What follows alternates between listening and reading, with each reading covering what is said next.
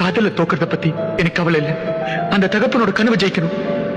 அதுக்காக ஒரு காதல் என்ன 1000 காதலை தியாகம் பண்ணலாம் மச்சான். அவளோட கல்யாணம் நடந்தாகணும்.